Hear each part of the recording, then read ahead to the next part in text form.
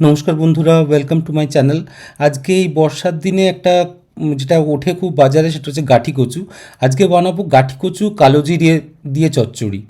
তো এইটা আমাদের বাড়িতে খুব হতো। তো গাঠি কচুটা কেটে নিয়ে যেটা করা হয় হয় আর কি, সেটা হচ্ছে গাঠি কচুটা আলু ভাজার মতন করে কেটে নেওয়া হয়, সরু সরু ছোটো ছোটো করে একদম কেটে নেওয়া হয় এবং সেটা কেটে জলে ভিজিয়ে রেখে দেওয়া হয়।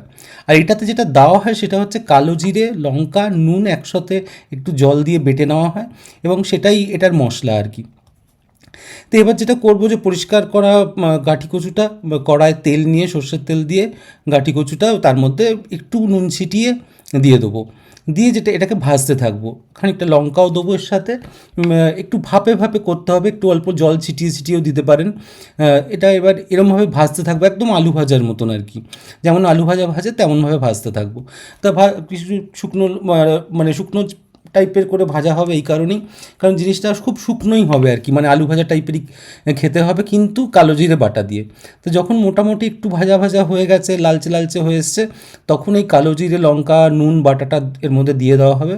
তারপরে একটুখানি চিনি আর একটু নুন হালকা করে দিয়ে অনেকে রসুনও দিতে পারেন, কিন্তু এই যেদিনকে আমি বানাচ্ছিলাম সেদিনকে আমাদের বাড়িতে নিরামিষ হয়, বৃহস্পতিবার, তাই জন্য আর রসুনটা দেওয়া হয়নি। কিন্তু রসুন দিলেও খারাপ লাগে না।